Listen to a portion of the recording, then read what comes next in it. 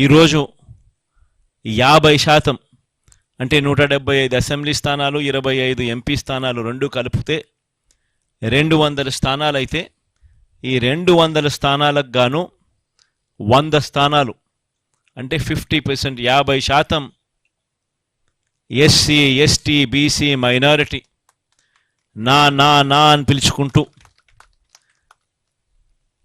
50% సీట్లు ఏకంగా వీరికే ఇవ్వగలగడం ఇది చరిత్రలో ఆంధ్ర రాష్ట్ర హిస్టరీలో ఎప్పుడూ కూడా కని విని ఎరగని ఘట్టమని కూడా చెప్పడానికి చాలా సంతోషపడతా ఉన్నా.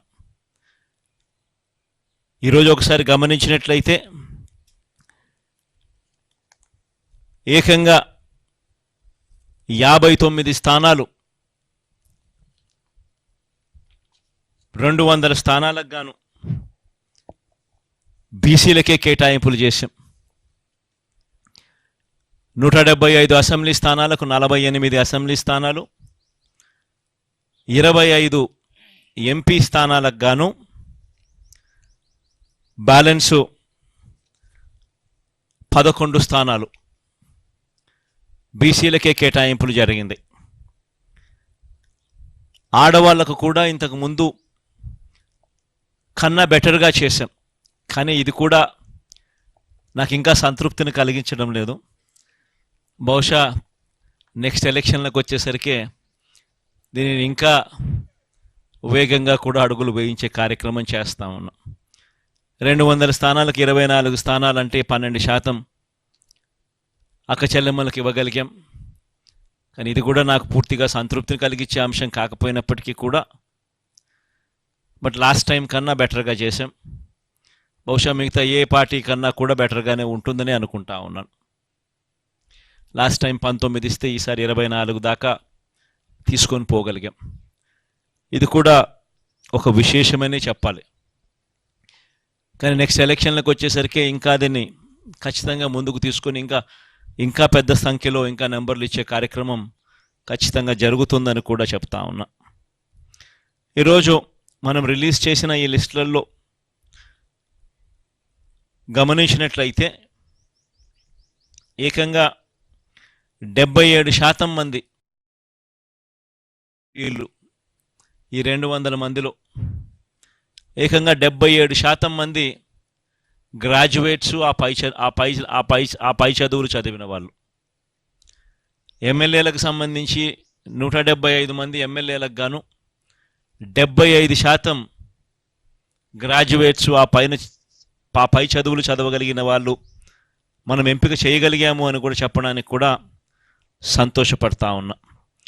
మైనారిటీస్కి కూడా ఇంతకుముందు 5 స్థానాలు ఇస్తే ఇవాళ 7 స్థానాలతో మైనారిటీ సంఖ్యను కూడా బాగా పెంచగలిగినామని చెప్పడానికి కూడా సంతోషపడతా ఉన్నా. మొత్తం మీద 50% నా అని పిలుచుకుంటూ ఎస్సీ, ఎస్టీ, బీసీ, మైనారిటీలకు ఇవ్వడం అన్నది చరిత్రలో నిలిచిపోయే ఘట్టంగా మరొకసారి చెబుతూ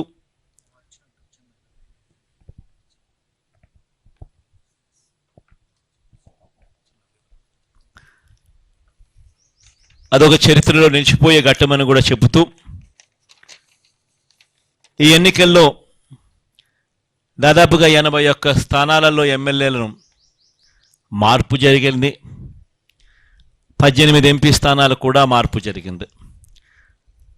అంటే దాదాపుగా 99 స్థానాలంటే దాదాపుగా దగ్గర 50% స్థానాలలో మార్పులు కూడా చేశాం. ఇది కూడా చరిత్రలో ఒక నిలిచిపోయే ఘట్టమే. ఎందుకంటే ఈ స్థాయిలో మార్పులు చేయగలిగిన ధైర్యం బహుశా ఎవరికి ఉండకపోవచ్చేమో. అది కూడా వైఎస్ఆర్ కాంగ్రెస్ పార్టీకి మాత్రమే ఆ ధైర్యం ఉందని కూడా, ప్రజల మీద ఆ మేరకు నమ్మకం ఉందని కూడా చెప్పడానికి కూడా సంతోషపడతా ఉన్నా. కానీ మార్పు కాబడిన వాళ్ళందరికీ కూడా, ఎవరైతే కూడా టికెట్ రాని వాళ్ళు ఎవరైతే ఉంటారో వారందరికీ కూడా మనస్ఫూర్తిగా చెప్తా ఉన్నాను, రాబోయే రోజుల్లో దేవుడి దయతో ప్రజలందరి ఆశీస్సులతో మన ప్రభుత్వం ఏర్పడిన తర్వాత వాళ్ళందరికీ కూడా ఔచితమైన స్థానం ఖచ్చితంగా ఇస్తూ ఏదో ఒక రూపకంలో వాళ్ళందరినీ కూడా దగ్గర తీసుకునే కార్యక్రమం ఖచ్చితంగా జరుగుతుందని కూడా వాళ్ళందరికీ కూడా భరోసా ఇస్తా ఉన్నాను. కని విని ఎరగని విప్లవాత్మక మార్పులతో ఈ 5 సంవత్సరాల పాలన సాగింది. ఎప్పుడూ కూడా ఎవరూ కూడా ఊహించల 2,70,000 కోట్ల రూపాయలు నేరుగా బటన్ నొక్కడం, ఎక్కడా లంచాలు లేకుండా, వివక్ష లేకుండా నేరుగా అక్కచెల్లెమ్మల కుటుంబాల ఖాతాల్లోకి డబ్బులు వెళ్ళిపోవడం రాష్ట్ర చరిత్రలో ఇది ఎప్పుడూ చూడలేదు, ఎప్పుడూ జరగని ఘటం. ఇలా చేయగలుగుతామా? లంచాలు లేకుండా ఇవ్వడం సాధ్యమేనా? వివక్ష లేకుండా అసలు ఇవ్వగలుగుతారా అనే పరిస్థితి నుంచి కాదు, ఇది సాధ్యమే అని ఈ 5 సంవత్సరాల పరిపాలనలో ఎప్పుడు చూడని విధంగా గ్రామ స్థాయిలోనే గ్రామ సచివాలయాలను తీసుకొని రావడం, గ్రామ స్థాయిలోనే ప్రతి 50-60 ఇళ్లకు ఒక వాలంటీర్ వ్యవస్థ తీసుకొని రావడం, వీటి అన్నిటి ద్వారా పారదర్శకంగా లంచాలు లేని వ్యవస్థ, వివక్షకు చోటు లేని వ్యవస్థ ద్వారా 2,70,000 కోట్ల రూపాయలు అక్క చెల్లెమ్మల కుటుంబాల ఖాతాల్లోకి వేయడం అన్నది దేశ చరిత్రలో సువర్ణ అక్షరాలతో ఎప్పటికీ కూడా లిఖించతగ్గ విషయంగా ఎప్పటికీ కూడా గుర్తుండిపోతుంది. ఇది ఒక గొప్ప మార్పుగా కూడా గుర్తుండిపోతుంది. రాష్ట్రంలో ఎప్పుడూ జరగని విధంగా జరిగింది. ఇవి ఒకటే కాకుండా గ్రామాలు మారాయి, గ్రామాలలో పరిస్థితులు మారాయి, స్కూళ్ళు బాగుపడ్డాయి, హాస్పిటళ్ళు బాగుపడ్డాయి ఎప్పుడూ చూడని విధంగా, వ్యవసాయం బాగుపడింది ఎప్పుడూ జరగని విధంగా, మహిళలకు విమెన్ ఎంపవర్మెంట్ ఎప్పుడూ కూడా జరగని విధంగా, కంటికి కనిపించే విధంగా మార్పులు చోటు చేసుకుంటూ విమెన్ ఎంపవర్మెంట్ జరిగింది. సామాజిక న్యాయం అన్నది మాటలకు కాదు, మొట్టమొదటిసారిగా సాధ్యమే అని చెప్పి చేయించిన ప్రభుత్వం, చేసి చూపించిన ప్రభుత్వంగా ఈరోజు వైఎస్ఆర్ కాంగ్రెస్ పార్టీ ప్రభుత్వం నిలబడగలిగింది అని కూడా చెప్పడానికి గర్వపడతా ఉన్నా. వీటి అన్నిటి వల్ల కూడా ప్రస్ఫుటమైన మార్పులు ప్రతి గ్రామంలోనూ కనిపిస్తూ ఉన్నాయి. ఈ మార్పులన్నిటి వల్ల దేవుడు ఆశీస్సులతో మళ్ళీ 2-3 నెలల్లో మళ్ళీ ఖచ్చితంగా ప్రమాణ స్వీకారం చేస్తాం.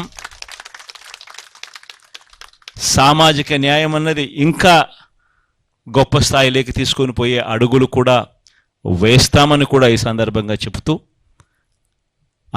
అందరితో కూడా సెలవు తీసుకుంటా ఉన్నాను.